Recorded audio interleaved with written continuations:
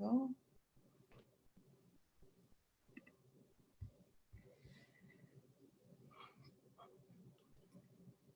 So, good morning, everybody. Happy Sunday.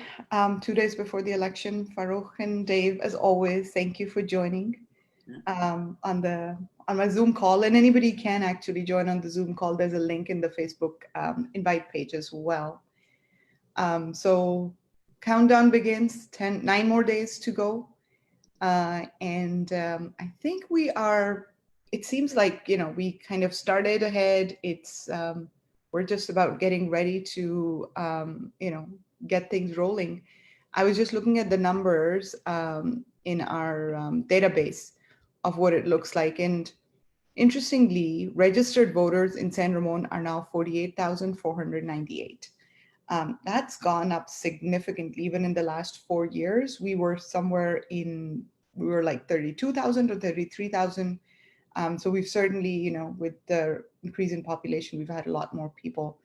And then I was looking at the ballots that were returned, and about 17,000 ballots have been returned. So that's a significant number of ballots. Generally, voting has been, if you look at the historical numbers, it's been about 80% in Contra Costa, in San Ramon.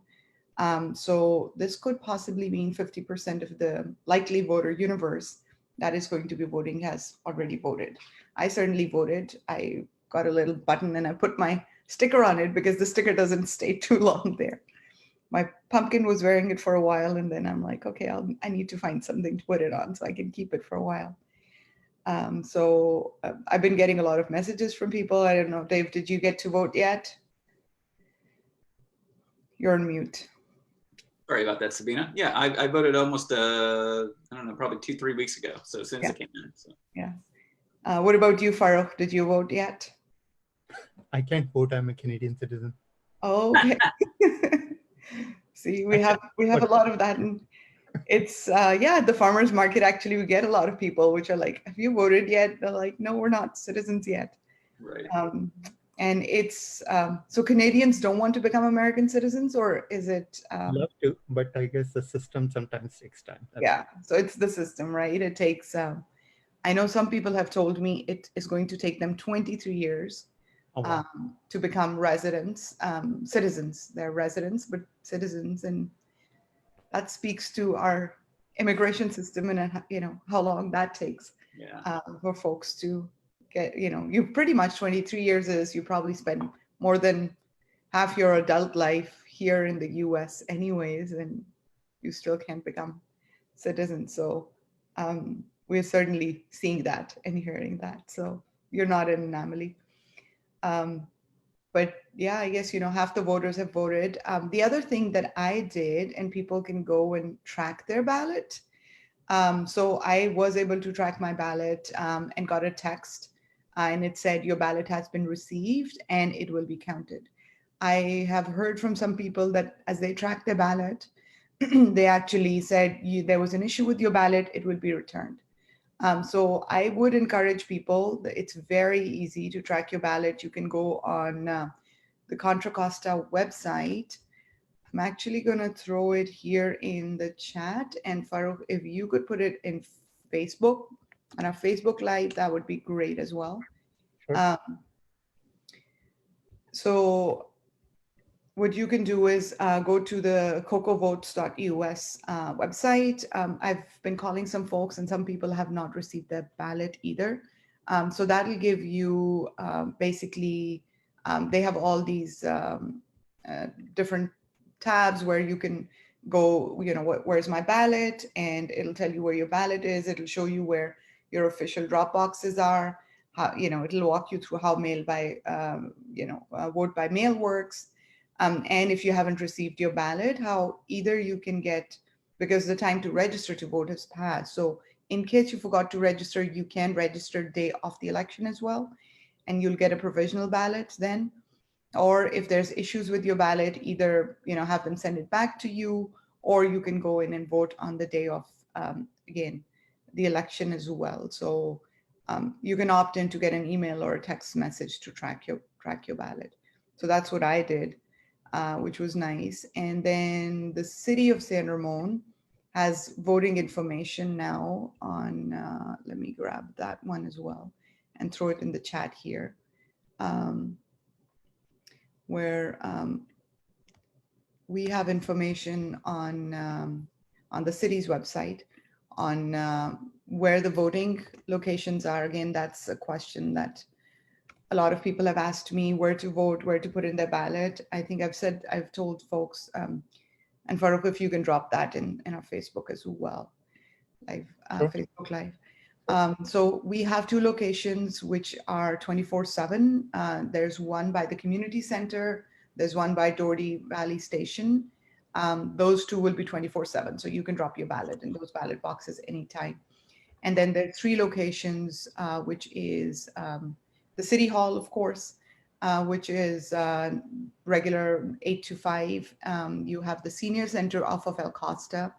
And then basically where we have our police station and the Public Works Department off of Bollinger, Crow Canyon. And that one is also open during regular office hours. And then you can obviously put it in the mail if you want to, and you don't need to stamp it, but you do need to sign and date it. So if you don't sign and date it, they'll send it back to you. And again, it won't get counted till you do that. If they feel your signature doesn't look right or something like that, they'll send it back. So very small percentage does get sent back. So that was some of the information on voting. What are the numbers looking like? And what's going on here in San Ramon. We're also doing quite as a city with Halloween coming up now. We're not celebrating the way we generally do. San Ramon used to have a trunk or treat in City Hall. We won't be doing that, but there is a few things going on. If people would like to participate, on the San Ramon City's website under events, you can see we have a Halloween home decorating contest. So if you're decorating your house and you want to send in a picture of your neighbor has done an amazing job of decorating, send in your pictures. You can win. You can participate in that contest. We also have a costume contest, so you can send in pictures of your virtual. It's a virtual contest, costume contest.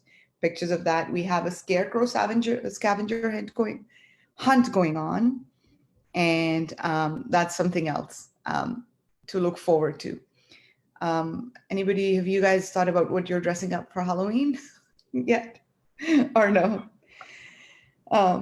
Well, and people can put in the chat as well, if they've got what they're dressing up or the kids are dressing up as. I'd be dressing up for myself.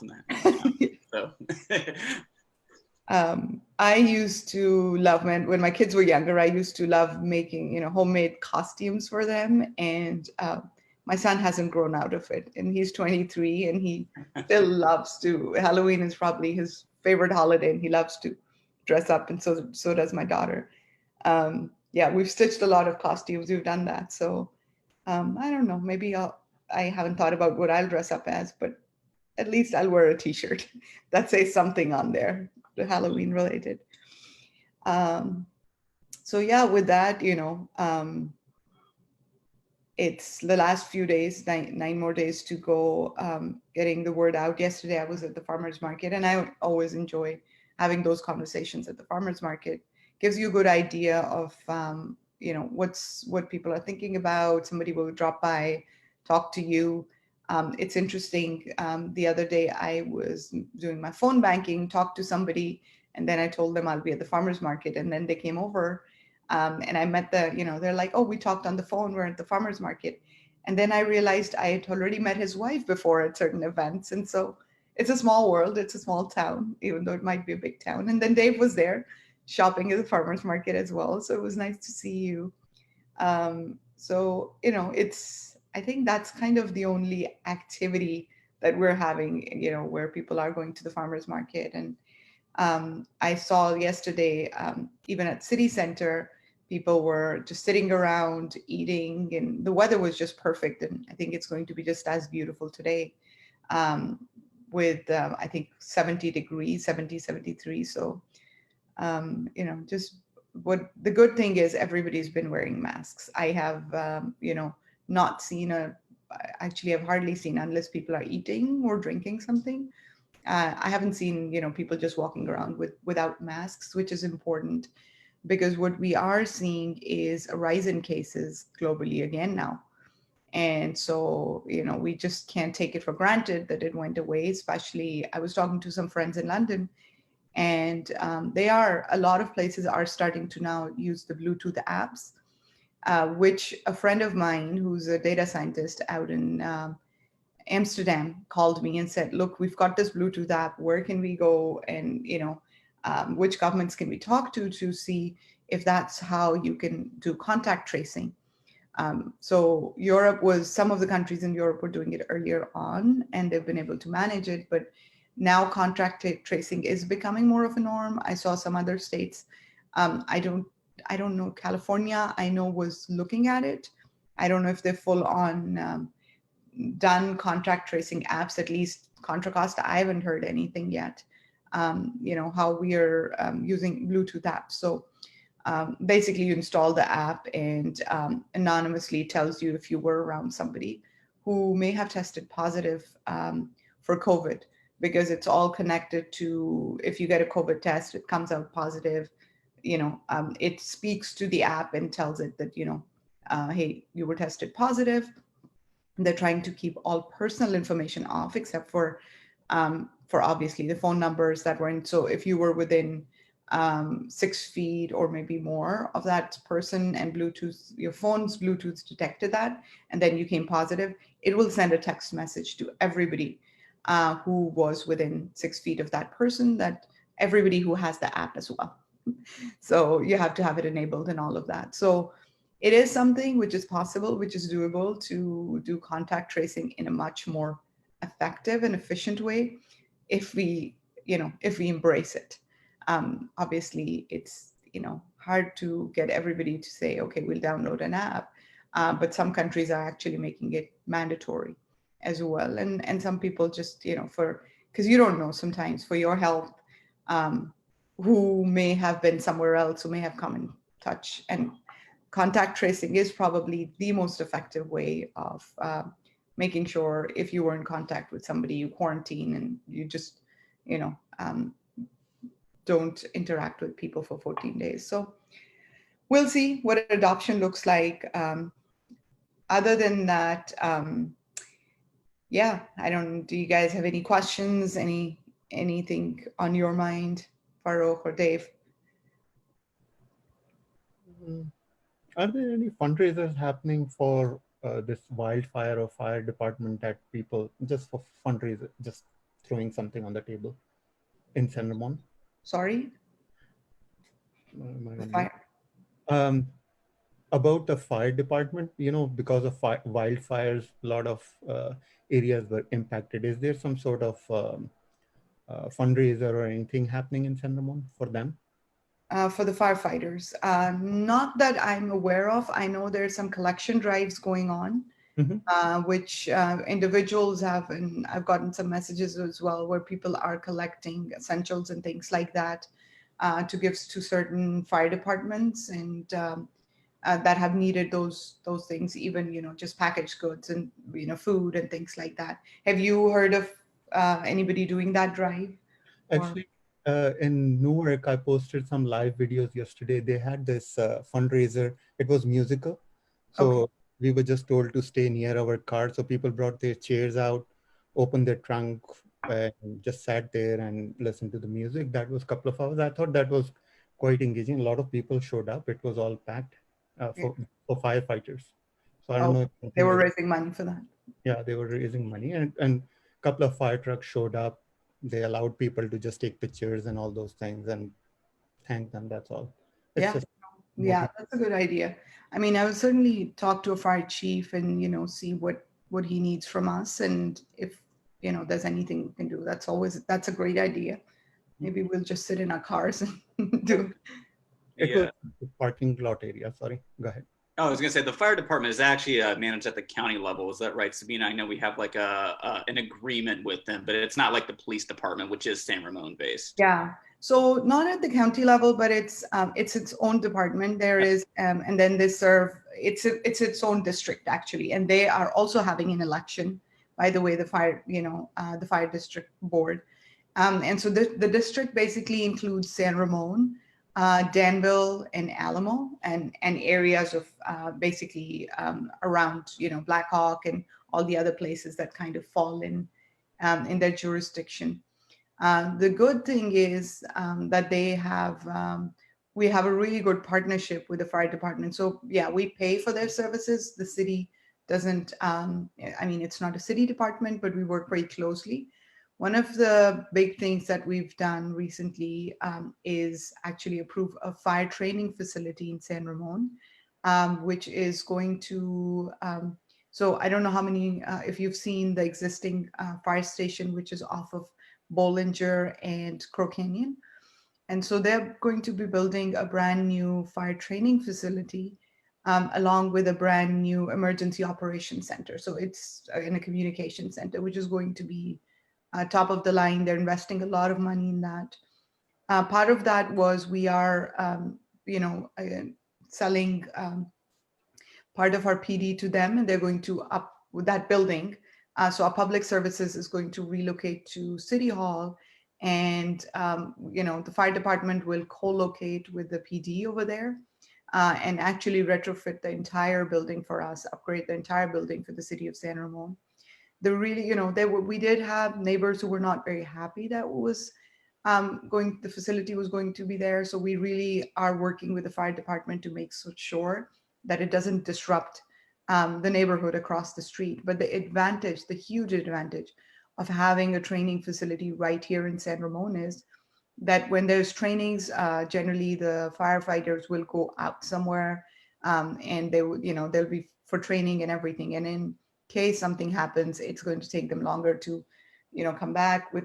And so with the training facility right there, if you can imagine, we'll have a lot more folks when they come for training right there. Again, with the EOCs, the emergency operating centers are very, very expensive to build.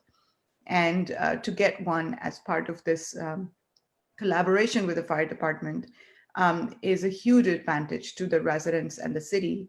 That means, basically the best facility of the fire department will be right here in San Ramon. And so we already have very short times that the fire department shows up, but they'll be able to decrease that. What the fire chief has told us even more, because they're going to be right here in San Ramon. The other, I don't know if you guys in San Ramon, at least we have Pulse Point. Dave, if you have that app, or I have that app, and so it was actually created by one of the former fire chiefs from the San Ramon Valley Fire District. And what that tells you is if there is a call for emergency anywhere, accident, whenever basically a fire truck or a fire service is deployed, and generally that's 911 or any of those, whenever there's a call to the communication center, it gives you, notification that's it's happening in San Ramon. So obviously I keep an eye on that one.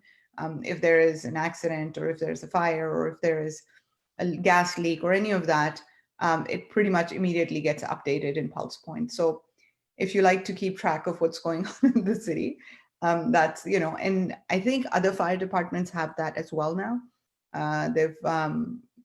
There's quite a few fire departments that are using that. So if you download that, that'll, you're wondering what's going on, where the fire truck's going, it'll show you, where the hubs are basically. So that's around the fires. I know we've still been getting some, but the air quality doesn't seem like the best even right now. But hopefully, we won't have. And now the new thing is the PSPS incidents. So PG&E has issued warnings. You can put in your address and find out if you might be impacted by the power shutoffs, which might happen. We are supposed to get very high winds starting this Sunday, I believe, and going into next week. and PG&E has sent out warnings saying, there might be power shutoffs.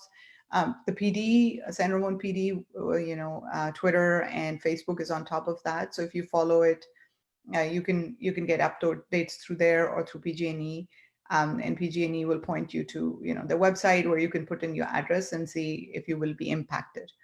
If you guys remember from last year, we first started having these power shutoff, public safety power shutoff. That's what PSPS stands for, incidents last year. And so we were well prepared. I think, this year has allowed us to be even more prepared for some of those, especially traffic mitigation. If, city shuts off, and how do we make sure that traffic continues to flow? How do we make sure city services and, City Hall are available? They've set up, I know last time they had set up places for people to charge their cell phones, to charge their equipment as well. A big tent in 2600. I still have to look up if they're going to be doing that this year. But that's kind of what's happening on with the safety shutoffs. What else is in the news? I'm trying to think. I mean, now we have. East Bay Times endorsed you. I think that's. Oh yes, that exactly. See, so much happened last week. I forgot. Yes, so I did get an endorsement from the East Bay Times, which was big.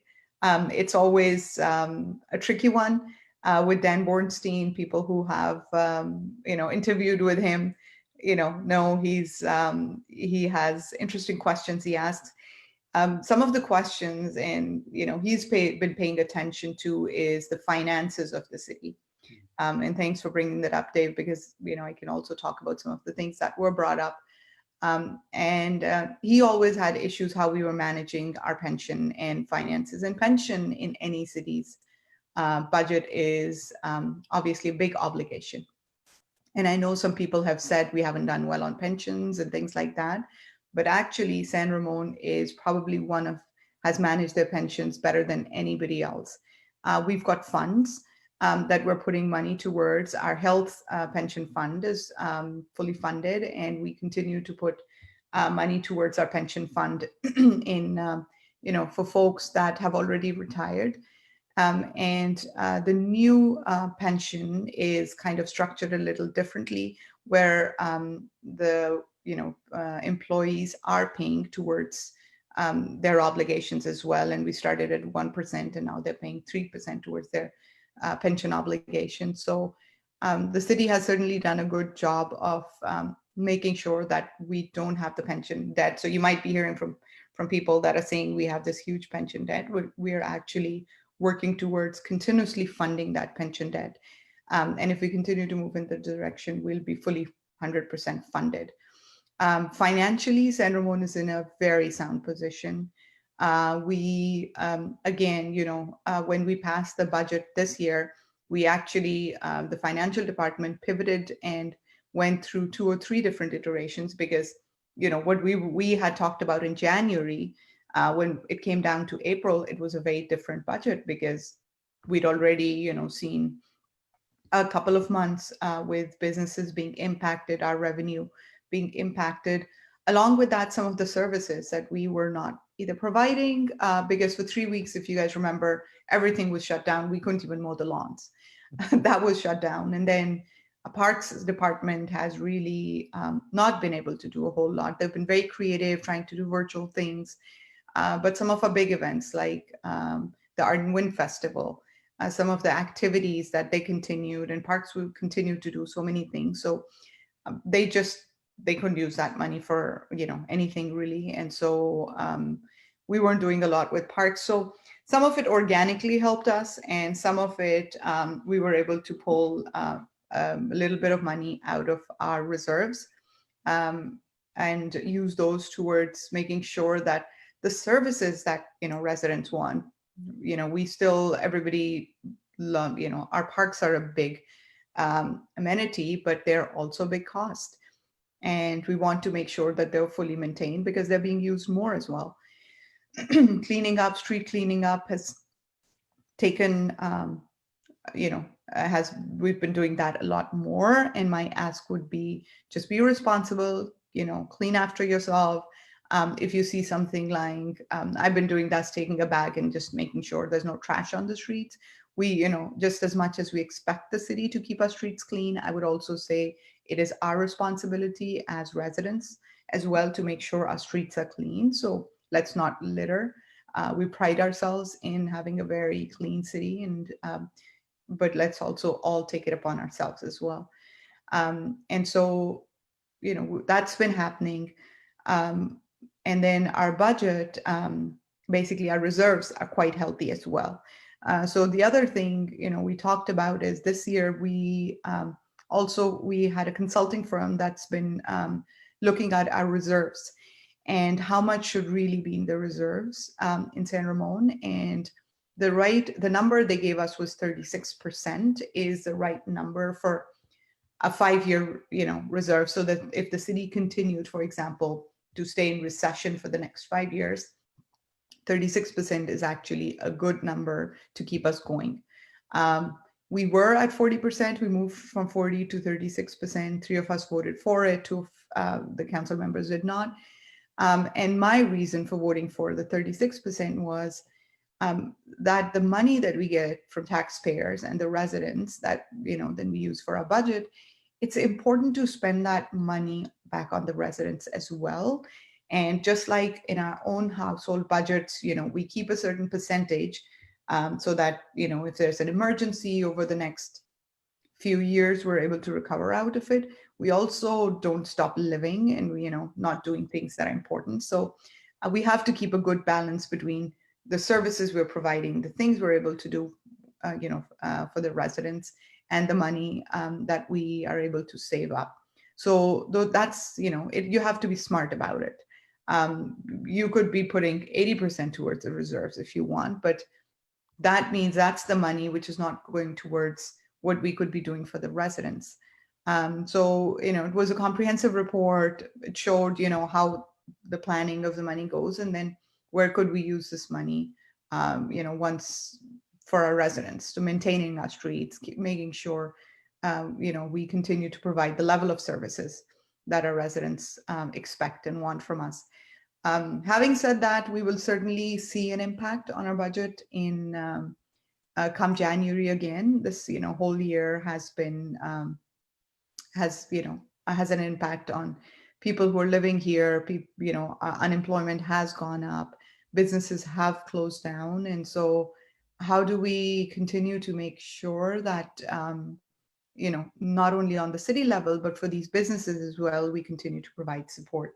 And I know I've talked about this business loan, assistance program that the city is offering, and we continue to offer that program. So far, it's helped 40 businesses in San Ramon. I talked to somebody the other day, and her business had not been helped yet, and so I connected her with our city manager and assistant city manager, who will make sure that, so if you have a business, you still haven't gotten federal loans or haven't been able to navigate, let us know. The city continues to run the business assistance program, and we will make sure, you get the right resources and know how to apply for these loans and get these loans.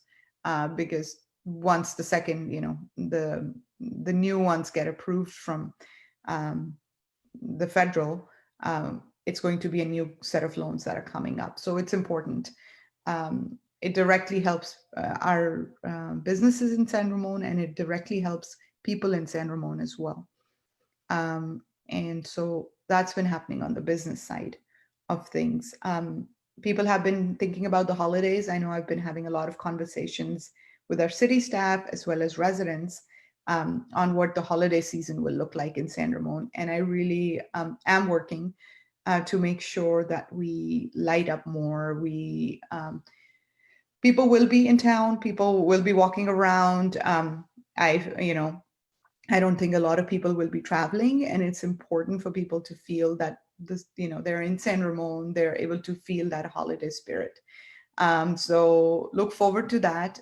There is planning going on how we can light up City Hall, how we can light up some of our community centers, and possibly, with, like we said, with Halloween, there's some things planned, but hopefully create a space where people can take pictures and things like that. So with that, yeah, I think those were some of the updates on my end. Anything anybody would like to share? Just a last comment. I know it's a last week and last stretch. Feel free to reach out if you need any help. Yes. So phone banking and text banking is what we're focusing on now.